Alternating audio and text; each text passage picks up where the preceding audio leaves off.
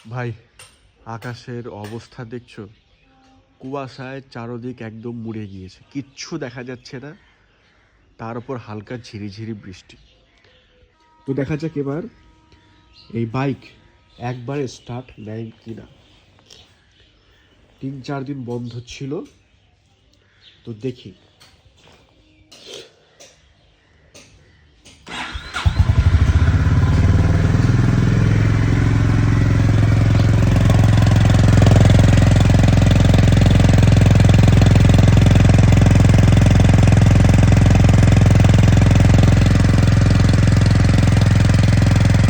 Well, successfully past. একবারে কোনোদিনও এরকম হয়নি যে এই শীতকালে সময় নিয়েছে স্টার্ট হতে বা স্টার্ট হয়নি।